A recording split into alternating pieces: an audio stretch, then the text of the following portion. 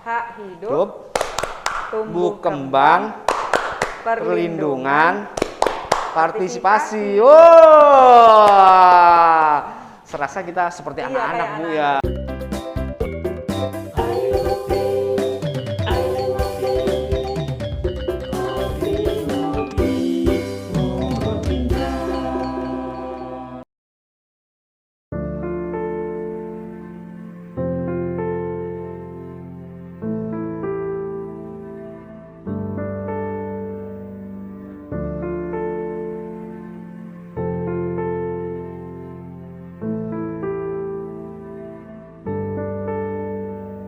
Baik, kembali bertemu dengan Salam Channel Kanegara. Tentunya masih di program Ngopi, dan sesuai apa yang menjadi kesepakatan kami bahwasanya pada hari ini juga kita kedatangan salah satu seseorang yang sudah berkompeten di bidangnya, yaitu Ibu siapa? Assalamualaikum Ibu. Waalaikumsalam. Selamat datang kembali lagi di terima kasih. Studio Salam Channel tentunya Ibu. Saya kalau di sini bukan Ibu Camat ya, karena Konco Ngopi posisi bidangnya. Beberapa kali ya sebagai ganti baju ya, ganti bendera katanya Bu. Ibu kabar sehat Ibu? Alhamdulillah sehat. Semoga kita semua di masa pandemi yang belum berakhir sebetulnya Ibu. Kita semoga selalu diberikan kesehatan, kita tetap survive untuk membangun kota Probolinggo tentunya. Betul. Bu Lucy, saya manggilnya Bu Lucy nggak apa-apa Bu ya?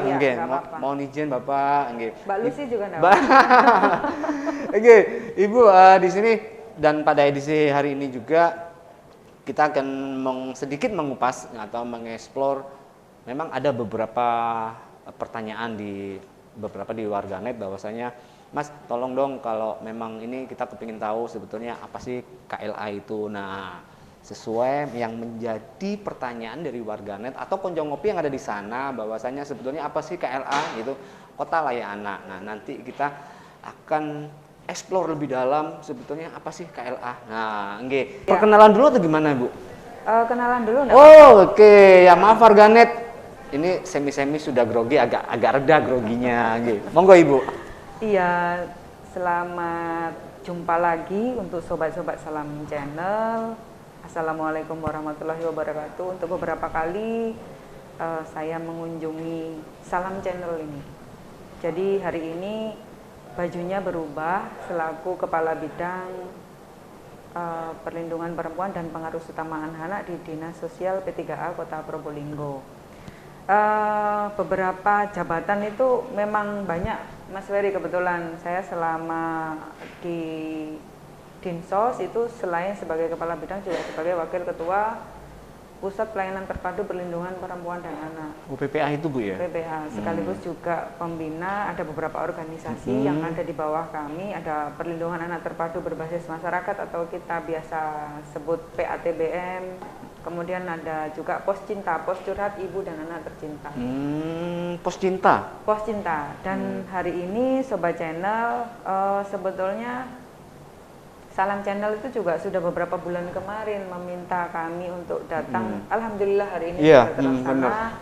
Bisa jumpa dengan Salam Channel dan tentu saja dengan sobat-sobat semua. Harapannya semoga apa yang kita bicarakan hari ini membawa hal yang baik menuju hal yang baik dan memberikan kebaikan juga khususnya kepada seluruh masyarakat Kota Probolinggo.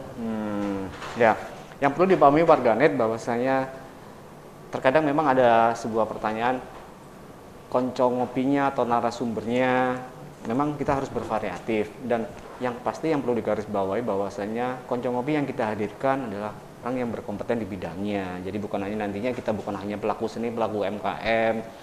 Jadi semuanya nanti yang kita akan explore semuanya, termasuk nanti ini sebuah informasi dan sebuah edukasi sesuai dengan sesuai dengan tujuan dari Ngopi. Jadi Ngopi Pepi ada publikasi, edukasi, promosi dan informasi. Dan pada hari ini juga kita tentunya akan memberikan sebuah informasi Bu ya, sebuah edukasi tentunya. Jadi apa itu KLA, jadi Kota Layak Anak. Dan tentunya saya sebagai warga Kota Probolinggo patut berbangga Bu Lucy. Jadi kenapa? Kalau tidak salah tahun 2019 ya, 2019 kita tuh sudah mendapatkan predikat Kota Layak Anak.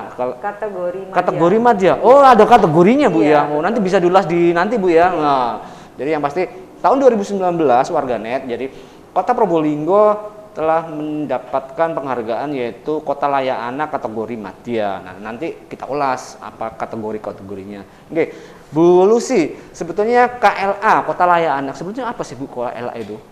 Jadi Kota Layak Anak itu merupakan sistem penyelenggaraan pemerintahan berbasis pemenuhan hak anak di seluruh bidang, mulai dari perencanaan sampai dengan evaluasi dan monitoringnya di seluruh bidang pembangunan. Nah, pilarnya itu ada beberapa pilar, diantaranya masyarakat, dunia usaha, media massa, dan pemerintah tentunya. Itu kita harus bekerja sama untuk memberikan perlindungan dan pemenuhan terhadap hak anak. Gitu. Kalau bicara dasarnya, secara otomatis kita melihatnya kan ke undang-undang ya, Mas Ferry. Kalau KLA itu merupakan kewajiban dari pemerintah kota se-Indonesia. Kurang lebih ada 514 kabupaten kota se-Indonesia ya. Semuanya diwajibkan sesuai dengan Undang-Undang 35 tahun 2014. Khususnya kalau tidak salah di pasal 21 itu pemerintah daerah diwajibkan untuk menyelenggarakan.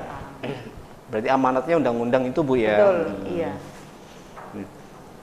Oke Bu Lucy, kita tahu bahwasanya di Kota Layak Anak kan itu seperti apa yang disampaikan warganet. Jadi di amanat undang-undang itu memang setiap daerah diwajibkan untuk menyelenggarakan Kota Layak Anak ini seperti itu. Jadi ada beberapa nantinya mungkin indikator sampai sejauh mana sih indikator itu tercapai. Jadi nilainya seperti itu. Nah, terkadang gini Bu, sebelum kita melangkah lebih jauh ya. Jadi kita terkadang ada yang mengenal ada Kota Layak Anak. Terus di sekolah-sekolah itu ada sekolah ramah anak. Nah, terus ada namanya juga kampung ramah anak. Nah, pertanyaan kan saya satu Bu, kenapa kok enggak kampung layak anak? Nah, seperti itu. Itu mungkin bisa dijelaskan Bu. Ya maklum hostnya agak tahu Bu. Gimana ya? Saya terlalu banyak kayaknya. Iya. Jadi gini, Mas Ferry. Yang pertama, ketika kita menyelenggarakan sistem pemerintahan, secara otomatis tidak mungkin Kota Probolinggo itu berdiri sendiri sebagai kota layak anak. Benar itu. Di bawahnya ada kecamatan. Harapannya kecamatannya juga layak anak.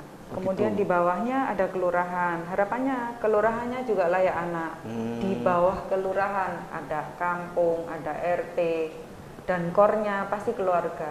Iya. Jadi cara berpikirnya kita tidak akan terwujud kota layak anak kalau keluarga, kampung, RT, RW, kelurahan dan kecamatannya tidak layak anak. Oleh sebab itu konstruksinya kota layak anak itu dimulai dari bawah. Dari bawah. Berarti dari keluarga. Dari keluarga. Nah, kenapa tadi kok kita bicara ada puskesmas ramah anak, ada sekolah ramah anak? Karena anak ini kalau kita bagi dalam satu lingkaran 24 jam, kalau bukan di masa pandemi 8 jam ada di sekolah, 8 jam dia ada di rumah untuk istirahat, 8 jam ada di aktivitas yang lainnya. Secara otomatis ketika di sekolah, ketika kita sudah membangun keluarga, kampung, dan RT RW yang ramah anak dan layak anak, jadi itu hampir sama saja pengertiannya antara ramah anak dan kalau sudah ramah anak pasti layak untuk anak. Secara otomatis ketika anak-anak ini berangkat ke sekolah, kalau sekolahnya tidak memiliki baseline atau core dia sebagai sekolah yang ramah anak, secara otomatis kan ada friksi. Saya di rumah diperlakukan seperti ini, kenapa kok di sekolah seperti ini? Ada perbedaan. Nah, secara otomatis kita harus mengintegrasikan semuanya. Termasuk ketika anak-anak mendapatkan layanan di puskesmas. Dia juga harus sudah sebagai puskesmas yang ramah anak. Termasuk ketika anak-anak berada di 8 jam waktu di luar. Ada beberapa fasilitas yang kita inisiasi agar semuanya menuju ke tatanan yang ramah anak. Semacam ruang ibadah yang ramah anak, kemudian pusat kreativitas anak yang memang benar-benar ramah untuk anak. Oh, gitu. Jadi itu kalau kita bicara dalam skop konteksnya, dalam konteksnya seluruh kehidupan bermasyarakat dari 24 jam waktu yang dihabiskan oleh anak. Gitu. Jadi memang ada konstruksi ya, jadi KLA Kota Layak Anak itu ada konstruksinya. Oke, kita tahu bahwasanya saya pernah mendengar Ibu, saya pernah melihat bahwasanya ketika kita berbicara anak, sebetulnya ada memang hak-hak dasar yang harus dipenuhi, sebetulnya kan seperti itu. Jangan sampai hak dasar anak ini sampai terlewatkan atau mungkin terabaikan. Makanya kan kalau tidak salah di KLA sendiri ada klasternya, jadi ada beberapa klaster. Itu klasternya apa aja, Bu? Ada kurang lebih 5 klaster di dalam KLA. Oh, 5 klaster. Iya, dengan 24 indikator. Dan hak anak itu tadi ada tepuknya, Mas. Tepuk hak anak. Apa tepuk? Boleh diajari?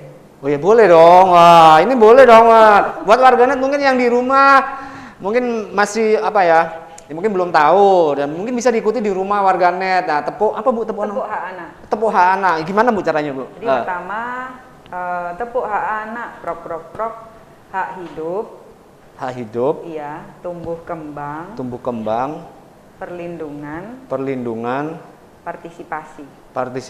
Jadi dan hak hidup, tumbuh kembang, perlindungan, partisipasi. Dan mungkin buat tim produksi yang mau ikutan, monggo nih tim produksi Salam Channel. Yo, kita rame-rame untuk hak anak. Tepuk hak anak ya. Ya, kita mulai Bu, bisa? Mulai ya? Yo, bisa. Jadi tepuk hak anak, terus tepuk hak anak, hak hidup, tumbuh kembang, perlindungan, partisipasi. Lagi dong Bu. Saya hafalkan dulu Bu. Pertama hak anak, perlindungan. Hak hidup. Ya, hak hidup. Genggam ya. Terus habis gitu apa Bu? Hak hidup. Hak hidup terus perlindungan. Tumbuh kembang. Ya. Tumbuh kan.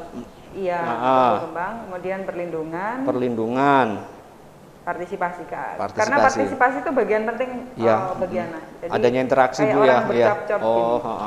Kayak hostnya, senengnya cuap-cuap. Baik, kita mulai untuk warganet yang di sana boleh ikutan ya di rumahnya masing-masing. Nah, siap Bu ya. Oke. 1, 2, 3. Hak hidup, tumbuh kembang, perlindungan, partisipasi. Serasa kita seperti anak-anak Bu ya. Memang jadi harus seperti itu. Ketika saya Bu. berhadapan dengan anak-anak ya, saya harus jadi anak-anak juga biar masuk ke dunia mereka. Benar. Jadi implementasinya kita harus menjadi jadi anak ikut merasakan bagaimana sih anak-anak itu riangnya, bagaimana cerewetnya, bagaimana muter-muternya. Ya, seperti itu. Ikut serta. Bu Lucy, kembali lagi ke untuk 5 klaster yang disampaikan itu Bu. 5 klaster KLA gimana Ibu? Jadi yang pertama itu adalah klaster hak sipil dan kebebasan. Ya, hak sipil dan kebebasan. Hak sipil dan kebebasan itu ada 3 indikator di dalamnya. Yang pertama akte kelahiran. Akte kelahiran ini ketika anak lahir ceprot untuk Kota Probolinggo langsung mendapatkan 3. 3 in 1 itu ya? Iya. Akte kelahiran, KIA dan perubahan di KK, ya. Dan ini merupakan hak dasar. Hak identitas diri mungkin. Betul. Ya?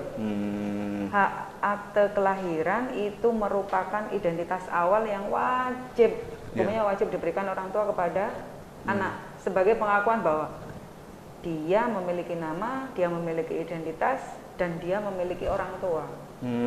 Kadang kan memang ada beberapa orang tua yang menyepelekan. Jadi ini kami berharap jangan menyepelekan karena ketika hidup di dunia pertama kali yang pasti kalau kita di Islam ya Mas pasti itu adalah nasabnya siapa, itu pasti. Jadi yang ditanyakan sebetulnya Nabi Muhammad itu duk capil pertama kalau di kita ya memang sudah ada di dalam Al-Quran sudah ada gitu. Sudah ada, harus memperhatikan nasab. Dan itu merupakan hak yang paling utama bagi anak. Kemudian yang kedua di klaster 1 sipil, ini hak sipil dan kebebasan itu adalah informasi layak anak. Jadi ketika anak-anak sudah bisa mengakses beberapa teknologi itu kita wajib hukumnya pemerintah memastikan masyarakat dunia usaha dan media massa memastikan bahwa informasi yang diterima oleh anak ini layak untuk dikonsumsi oleh anak-anak di usianya. Gitu ya. Contohnya apa Bu? Ada unsur contohnya misalkan informasi layak anak itu mungkin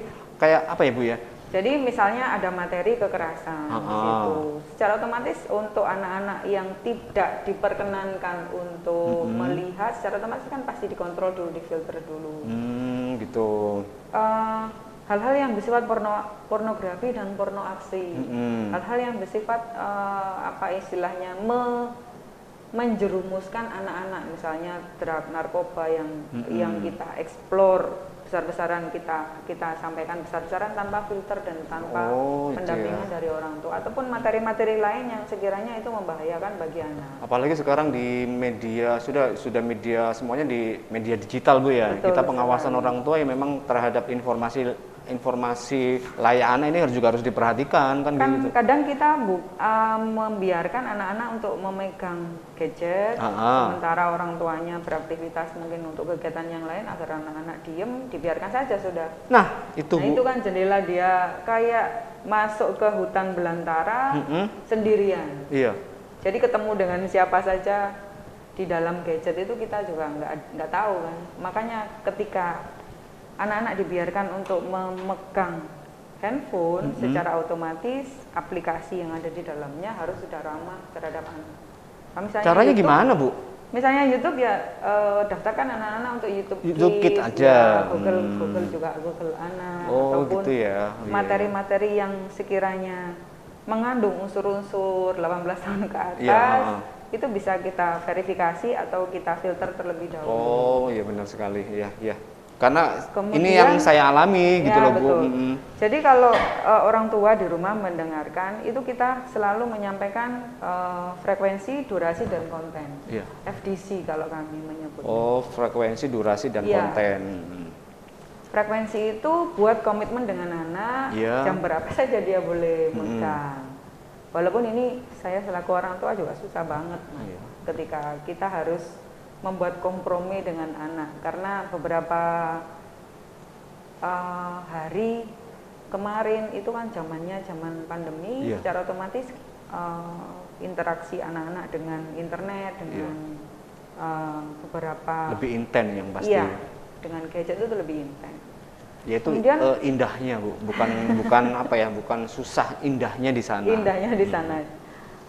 Durasi juga kita harus komitmen juga, dan kontennya juga harus kita perhatikan. FDC itu. FDC ya, frekuensi, durasi, dan konten. Wah, ini baru tahu warganet ada istilah FDC, frekuensi, durasi, dan konten untuk siapa? Untuk penggunaan misalkan di rumah. Nah, kita harus dibatasi frekuensinya berapa jam, durasinya jadi seperti apa, termasuk konten isinya. Jadi isi yang mungkin kalau misalkan anak-anak lah maunya nontonnya ya, kalau memang kita tidak melarang, tapi di satu sisi ya konten ini yang harus bermanfaat, minimal tidak ya sesuai dengan jalur usia anaknya. Iya, sesuai dengan usia anak, disesuaikan juga dengan tayangannya. Secara otomatis anak-anak di bawah 13 tahun misalnya, jangan sampai lihat goyangan tergantung sekarang malah ada yang ya mungkin masih sebatas kewajaran yang harus dilakukan kepada anak seorang ibu kepada anak-anak kan gitu. Nah, di klaster 1 yang terakhir itu adalah partisipasi anak. Partisipasi anak itu kalau di Kota Probolinggo kita sudah mengadakan musrenbang anak di tingkat kelurahan, kecamatan, sampai dengan tingkat kota. Kalau nggak salah namanya forum anak itu ya? Betul. Dan aspirasi anak-anak sangat diperhatikan di dalam proses partisipasi. Iya. Jadi yang perlu dipahami warganet ketika kita berbicara klaster Kota Layanah, ada 5 klaster. Salah satunya adalah hak sipil dan kebebasan, di mana hak sipil dan kebebasan itu terkait yang pertama adalah untuk identitas diri, mulai akte kelahiran terus sampai ke dan kecukupan secara administrasi. Terus yang kedua yaitu ILA, yaitu informasi layak anak. Jadi anak pun juga harus mendapatkan informasi yang memang khusus untuk anak, jadi tidak pada tempatnya. Terus yang ketiga ada partisipasi anak. Nah, itu nanti yang mungkin di masing-masing kecamatan, di masing kelurahan, anak-anak juga punya hak untuk memberikan memberikan aspirasinya, apa sih yang mereka butuhkan untuk untuk kepada ikut serta dalam pemerintah proses pembangunan. proses pembangunan. Nggih, Ibu. Terus yang kedua apa Bu klasternya Yang Bu? klaster kedua itu adalah lingkungan keluarga dan pengasuhan alternatif. Oh ini Bu. Jadi lingkungan keluarga dan pengasuhan alternatif di sini ada beberapa indikator, diantaranya pencegahan perkawinan di usia anak. Oh gitu ya. Ini sangat menarik Mas Ferry karena negara kita sudah melakukan revisi terhadap Undang-Undang pernikahan perkawinan 1 tahun 74 menjadi dari usia 16 tahun ke 19 tahun. Secara otomatis ada kesetaraan antara laki-laki dan perempuan dalam hal mengakses untuk perkawinan. Iya. Itu adalah prestasi tertinggi sebetulnya. Memang sebenarnya cuma mengganti aja, tapi itu adalah sebuah prestasi tertinggi karena apa? Korelasinya dengan layak anak hak ini perempuan, kan Bu, hak perempuan. Iya, hak perempuan yang kemarin 16 tahun jadi 19 tahun. Kalau 16 tahun kan usia sekolah. SMA masih Bu ya. Betul. Kemudian di klaster ini ada indikator untuk pengasuhan alternatif. Ada beberapa indikator, di antaranya pengasuhan alternatif kalau sesuai dengan undang-undang yang berlaku di Indonesia, kalau bisa ketika anak ini kehilangan hak asuh dari orang tuanya karena sesuatu dan lain hal, misalnya bencana dan lain sebagainya, itu diasuh oleh kerabat dekatnya dulu. Oh gitu, peraturannya memang harus gitu Bu ya? Jadi setelah di keluarga dekat tidak diketemukan, mungkin dengan sistem adopsi. Orang tua asuh. Dan itu yang harus memenuhi kriteria. Memenuhi kriteria setelah hasil asesmen dari pekerja sosial kami di dinas sosial. Kemudian juga nanti disahkan lewat keputusan pengadilan. Yang terakhir, apabila di 1 dan 2 ini tidak ada, baru pengawasan alternatif lewat LKSA, Lembaga Kesejahteraan Sosial Anak, atau biasa kita sebut panti asuhan. Jadi beberapa panti asuhan di Kota Probolinggo ini juga sudah terakreditasi, artinya mereka sudah memiliki sertifikasi khusus untuk bisa melakukan pelayanan pengasuhan terhadap anak. Jadi nggak serta-merta kita mengadopsi itu gampang, enggak sebetulnya Bu ya? Ada syarat-syarat. Ada syarat tertentu. Itu memang sudah ketat ya, sudah ada regulasinya kan gitu Bu ya? Ada regulasinya, ada ketentuannya. Kemudian di klaster 2 juga ada lembaga untuk konsultasi keluarga. Kalau di Kota Probolinggo, konsultasi keluarga ini bisa dilakukan lewat itu tadi, ada PATPM, ada Posinta, ada PPKS, ada PIKR, ada lembaga di Dinas Pendidikan itu, Pusat Pendidikan Keluarga itu juga ada. Jadi lewat seperti itu. Dan yang terakhir itu adalah infrastruktur yang ramah anak. Contohnya Bu? Jadi infrastruktur yang ramah anak itu kita mendeklarasikan diri, kita meniatkan diri kita untuk memberikan fasilitas yang terbaik bagi anak. Misalnya fasilitas toilet, cuci tangan antara dewasa dengan anak-anak kan pasti beda. Harus dibedakan ya. Kan anak-anak kesulitan kalau dia mengakses dengan tinggi yang tidak sesuai dengan tingginya. Kalau gedung itu sudah infrastruktur ramah anak, secara otomatis dia punya 2 wastafelnya disesuaikan dengan tinggi dan dan itu memang terkadang kita tidak terpikir ya Bu ya, tidak terpikirkan sebetulnya. Kadang-kadang di ruang bermain banyak wastafel yang tinggi-tinggi. Tapi kalau dia sudah infrastruktur ramah anak, ya ini sudah mulai dipikirkan, disesuaikan dengan tinggi anak. Terus klaster yang ketiga apa Bu? Kemudian klaster yang ketiga itu adalah kesehatan dasar dan kesejahteraan. Kesehatan ini diantaranya secara otomatis tadi yang sudah saya sampaikan, ada puskesmas, ramah anak, kemudian persalinan di Faskes, fasilitas kesehatan, kemudian standar kesehatan tinggi bagi anak, kemudian ada KTR di dalamnya. Jadi anak itu kita menginginkan mendapatkan standar kesehatan yang paling tinggi, tidak diperkenankan. Kota Probolinggo kan sudah memiliki Perda kawasan tanpa rokok. Ada kawasan juga terbatas merokok. Jadi memberikan standar kesehatan yang paling tinggi terhadap anak. Sejak dini dia diberikan fasilitas kesehatan, gizi, kemudian pemenuhan makanan tambahan yang sesuai dengan tumbuh kembangnya. Yang keempat itu adalah klaster pendidikan dan pemanfaatan waktu luang yang tadi kita sampaikan. Itu ada PAUD HI, indikatornya, kemudian ada sekolah ramah anak dan pusat kreativitas anak. Oh gitu. Yang tadi sudah kita bahas kecil ya tadi. Jadi ada 8 jam anak-anak di sekolah, di luar sekolah ada pusat juga kreativitas anak, di luar dia kegiatannya sekolah, termasuk juga kegiatan olahraga yang dia dilakukan di beberapa fasilitas gedung olahraga ataupun kolam renang dan lain sebagainya. Gitu ya. Itu juga masuk ke pusat kreativitas anak. Yang terakhir, yang kelima ini, yang kelima. Kalau kita gagal di klaster 1, 2, 3, 4, anak-anak ini mendapatkan perlakuan salah, baru ada klaster yang namanya perlindungan khusus. Oh gitu. Jadi anak-anak yang sudah mendapatkan kekerasan. Oh bukan KDRT ya, termasuk KDRT di dalamnya. Termasuk KDRT juga. Kemudian anak-anak korban pornografi, porno aksi, eksploitasi. Satunya itu apa? Stigmatisasi. Trafficking ya? Termasuk juga trafficking. Itu ya? Maksudnya ke sini, anak-anak dalam situasi darurat, anak-anak korban kasus-kasus anak-anak yang berhadapan dengan hukum, ini masuk ke klaster perlindungan khusus. Jadi sedemikian rupa kami khususnya di Dinas Sosial P3A memberikan perlindungan agar anak-anak ini tetap tidak diketahui identitasnya, tidak terekspos identitasnya, dan tetap mendapatkan haknya, termasuk juga hak perlindungan. Terus diantara ini kita berbicara yang klaster yang kelima, Bu Lucy ya, untuk yang perlindungan khusus. Misalkan kita melihat ada seorang anak, contohnya kan anak-anak pengamen jalanan itu sebenarnya mereka juga punya hak untuk sekolah, untuk sepertinya itu. Nah itu untuk dari ini termasuk perlindungan khusus sebetulnya, Bu, bukan Bu ya? Masuk ke perlindungan khusus juga. Gitu ya.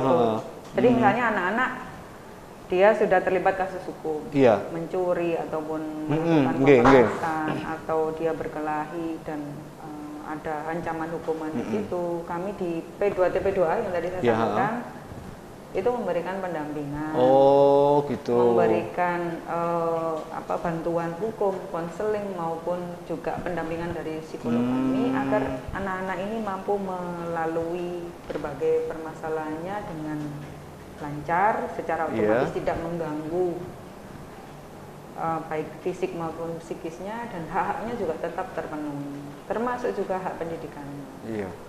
Berarti mungkin kesimpulannya kan gini, Bu Lucy, mungkin koreksi kalau saya salah ya.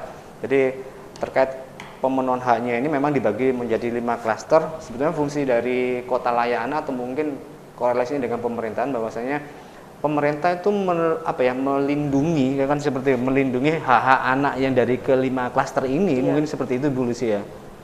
Jadi jangan sampai anak menjadi korban, karena seperti itu nggih. Jadi di klaster 1 dan sampai 4 kita bergerak di pencegahannya agar tidak masuk ke sampai ke 5. Oh gitu.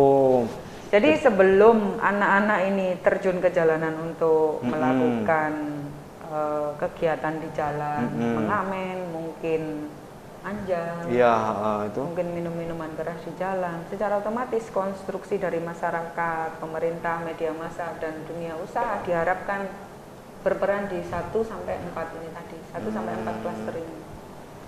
Kalau dia sudah kena di kasusnya sudah naik, misalnya secara otomatis kami di P2TP2A akan memberikan perlindungan. Oh gitu maksudnya. Perlindungan dari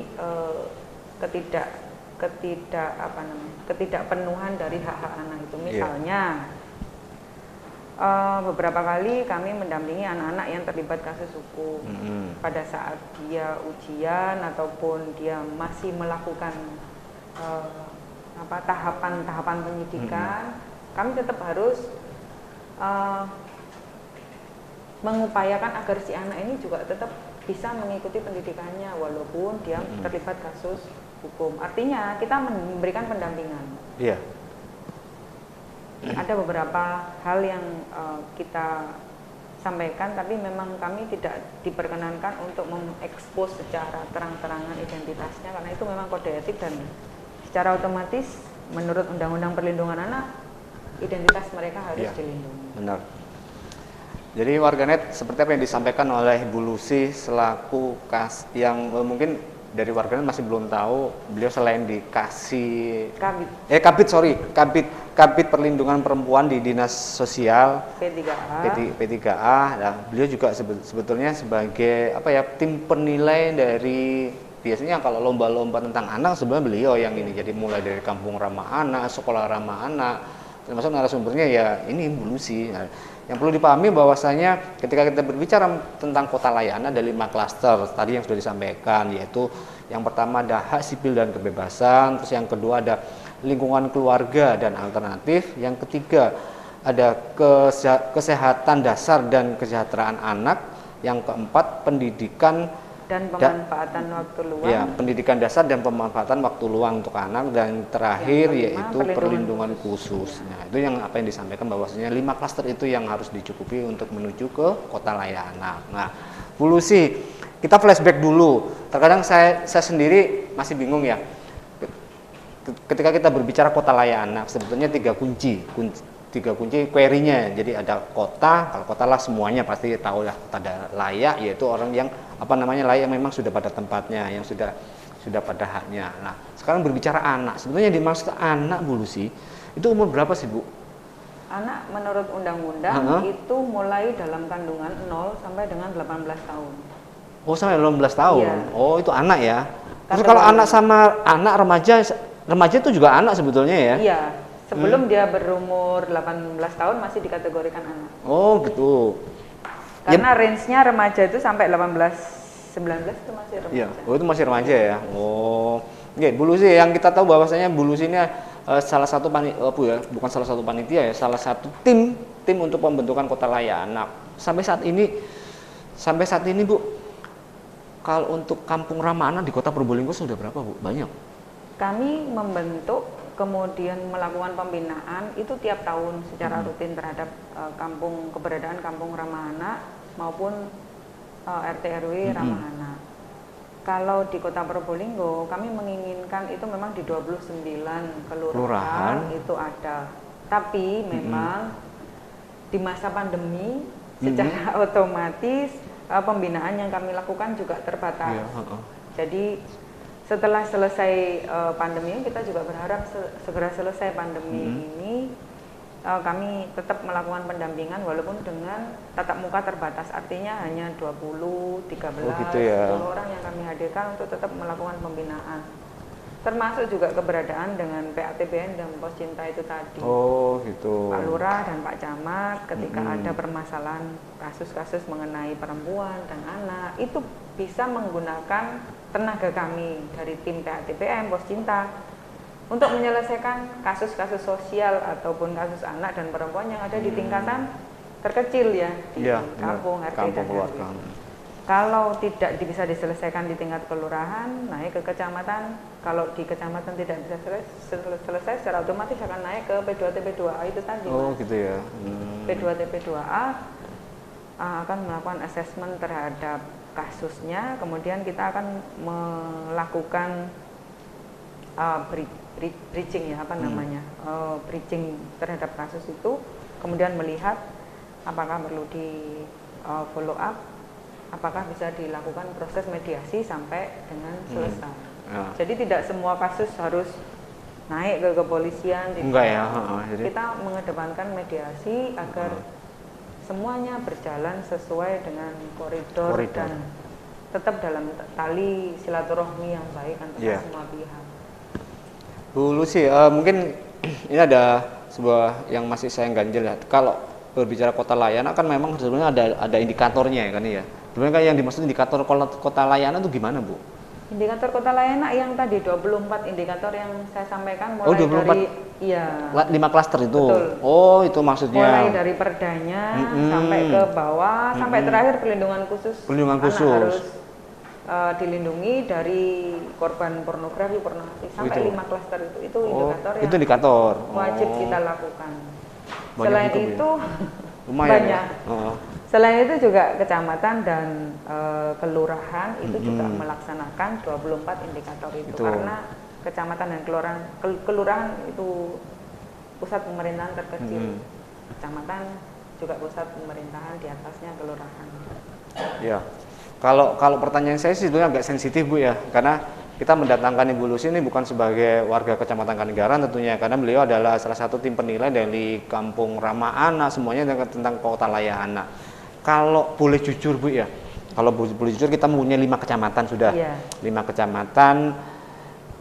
Pasti di 5 kecamatan ini ada salah satu yang diunggulkan. Jadi kita memang benar, kita ngundang Bu Lucy di Salam Channel, memang punya Kecamatan Kanegaran. Tapi di satu sisi kita tidak akan menutup mata, gitu, dalam artian kalau memang yang misalkan kita bukan diunggulkan, kita masih lebih ada beberapa yang mungkin akan menjadi panutan. Ini yang harus dicontoh. Jadi kalau mau, ini salah satu trik mungkin ya, salah satu pengalaman mungkin menurut Bu Lucy ya, untuk menuju kesuksesan Kampung Ramah Anak sebetulnya gimana Bu?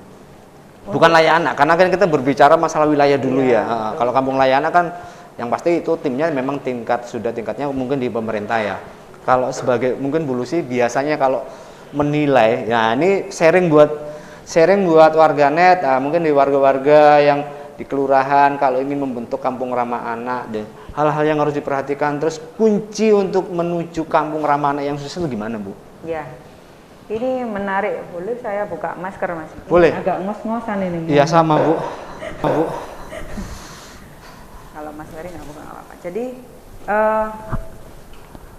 Kampung Ramah Anak itu memang representasi dari kelurahan dan kecamatan serta kota. Secara otomatis 24 indikator itu sifatnya bukan wajib, tapi mendekati harus ada di wilayah kampung. Gitu. Misalnya ada anak di wilayah kampung itu pengen menikah, padahal dia masih usia anak, di bawah 18 tahun. Bayangkan ketika RT, RW, orang tua, kemudian masyarakat di sekitar membiarkan. Itu sudah nggak lolos ya? Sudah, bukan nggak lolos ya, maksudnya akan menjadi catatan ya?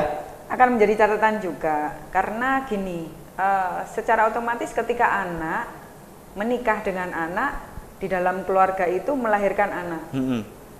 Berarti di dalam rumah tangga itu tidak ada orangnya ya, anak semua. Iya. Tidak ada orang tuanya, berarti anak semua. Kemudian kadang kita ini hal-hal yang penting, tapi kadang sudahlah, biarkan aja, karena sudah biasa. Ada anak yang berniat untuk putus sekolah. Di situ malah tetangga, kemudian saudara-saudaranya tidak memberikan motivasi, malah membiarkan. Jadi kampung ini dibentuk agar memberikan perlindungan di 24 indikator itu secara menyeluruh, karena berdekatan secara otomatis dia akan tahu kondisi 1, 2, 3 anak di daerah situ. Dan itu merupakan kewajiban kita sekalian. Bayangkan ketika anak-anak kita misalnya di masa pandemi, orang tuanya kerja pagi-pagi, kemudian anak ini di rumah sendiri didatangi oleh beberapa laki-laki, terus kita di dalam kampung itu membiarkan. Indikatornya ada beberapa yang memang sudah berhasil menjadi Kampung Ramah Anak, diantaranya dalam satu kampung itu memberikan fasilitas yang baik kepada anak. Sudah ada ruang bermainnya, ada perpustakaannya, ada satu rumah yang digunakan untuk konseling baik oleh orang tua maupun. Itu satu rumah boleh? Satu rumah yang untuk konseling. Jadi misalkan, maaf Bu, sebelum kita lebih lanjut Bu ya, Kampung Ramah Anak, sebetulnya dimaksud kampung itu kalau pemukiman atau misalkan perumahan boleh? Misalnya satu perumahan, satu perumahan, satu RT 25 misalnya. Boleh? Pak Ketua Kampung Ramah Anak membentuk dan mendeklarasikan diri kampungnya sebagai Kampung Ramah Anak. Di dalam satu satuan kampung ini, itu misalnya ada sarjana psikologi, ibu rumah tangga yang nganggur, atau dia bisa bisa memberikan waktunya kepada keluarga di wilayah kampung itu untuk memberikan konseling. Tidak apa-apa. Diberikan waktu sesi maupun diberikan kesempatan. Misalnya di dalam satu keluarga ada satu keluarga yang dia memang ahli seni, secara otomatis digunakanlah keahliannya Mas Ferry misalnya di kampungnya di Jati, ahli seni. Mas sampai sebagai tempat untuk pusat kesenian anak-anak di kampung Ramahana. Oh gitu. Secara otomatis anak-anak nanti mungkin punya komitmen ya, kita main ya sekitar satu jam, hari sekian sampai sekian. Di beberapa kampung yang ada di Kota Probolinggo itu juga ada Car Free Day mereka. Tapi istilahnya bukan Car Free Day, tapi Car Free Gang karena mereka hanya punya gang ya. Gitu. Di depan. Di mana itu Bu? Nggak apa-apa Bu, kita explore aja nggak apa-apa biar ini menjadi sebuah catatan. Bisa nanti. Oh di Borong-Borong ya. Kami berikan kontaknya dan serta alamat lengkapnya. Car Free Di Gang ya. Borong itu ada jam-jam tertentu. Anak-anak ini boleh bermain sebebasnya di gang itu. Gitu. Ada jam tertentu. Gang buntu tapi kan ya? Betul, gang buntu. Kemudian di situ juga ada komitmen dari kepala keluarga tidak boleh untuk merokok di dalam rumah. Artinya ketika bapak-bapaknya pengen merokok, benar-benar pengen merokok, itu ada tempat khusus. Ada smoking areanya di tempat itu, di kampung itu. Ini sudah komitmen dengan itu warga. salah satu indikator penilaian ya? Menunjang. Oh menunjang. Jadi 24 kesehatan itu kan termasuk ada betul. klaster yang berapa itu? Klaster yang ketiga. Kesehatan dasar itu kan ya. Betul. Oh. Kalau kita memberikan fasilitas kepada anak-anak untuk bermain, secara otomatis klaster 4 yang berbicara. Oh gitu. Kalau kita memberikan akses kepada anak-anak agar semuanya Pak RT di situ atau Ketua Kampung Ramahana yang mendeklarasikan sebagai kampung yang bebas dari buta huruf, sudah masuk klaster ketiga. Oh gitu ya. Sudah bebas dari, kita sudah memiliki akta kelahiran semua. Berarti masuk ke klaster 1. Kami di sini ada informasi yang layak anak. Seluruh informasi kami berikan kepada anak-anak dengan pendampingan khusus dari tim IT kami, misalnya. Gitu. Masuk ke klaster 1 lah. Oh gitu ya. Semuanya indikator itu masuk, diharapkan masuk ke dalam kegiatan Kampung Ramahana. Iya. Dan untuk yang beberapa rumah yang dijadikan rumah konseling ataupun rumah sanggar seni itu juga sudah ada. Nanti kami kasih kontaknya kepada. Itu akan menjadi sebuah catatan buat kami. Bisa untuk melihat ataupun belajar langsung di lapangan. Ketika kita mau ketika kita ingin berkembang gitu, kita seharusnya memang tidak menutup mata, tidak menutup telinga, bahwasanya ya itu semua masukan, semua itu yang memang harus bersama-sama kan gitu. Makanya buat warga Kota Probolinggo yang ingin membentuk Kampung Ramah Anak, yang perlu dipahami bahwasanya Kampung Ramah Anak bukan kampungnya. Jadi terkadang yang kita mindset kita Bu ya, kampung ya sudah kampungnya wong desa. Nah, padahal di satu sisi seperti apa yang disampaikan oleh Bu Lucy bahwasanya kampung itu ya boleh kampung yang ada di perumahan. Nah, misalkan perumahan itu juga boleh, itu membentuk Kampung Ramah Anak. Misalkan perumahan Jati Asri, wah boleh. Ya, boleh. Ya saya nyebut merek gitu loh Bu. Jadi karena tidak harus membentuk kampung baru. Iya, misalnya gitu ya. Mendeklarasikan sebagai Kampung Lampion. Oh, Kampung Lampion. Hampir sama dengan kampung tematik dong. Ya betul. Jadi tinggal memasukkan roh pemenuhan hak anak gitu. dalam seluruh bidang kegiatan. Oh bisa gitu ya. Tidak harus membentuk kampung baru. Kami mendeklarasikan sebagai Kampung Ramah Anak, terus kampung Jati Asrinya di depan. Gitu. Bukan. Jadi Kampung Pelangi, apapun namanya, PHBS, Kampung Topeng, ada Kampung Penari. Kampung tematik itulah ya. Kampung tematik itulah dimasukkan roh. Oh gitu. Jadi misalnya di kampungnya Mas Ferry itu dideklarasikan sebagai kampung kesenian. Ada tari topeng di situ. Anak-anak dilibatkan dalam kegiatannya. Itu lebih mudah daripada kita membuat sesuatu yang baru kan kampungnya gitu. Jadi melibatkan anak-anak dalam seluruh aspek kegiatan. Bukan artinya semua aspek kegiatan orang tua, tapi anak-anak yang dirasa anak-anak mampu untuk berpartisipasi. Dan ini salah satu yang kita tepuk tadi. Anak ikut serta berpartisipasi secara otomatis anak akan ikut serta memiliki kampung itu.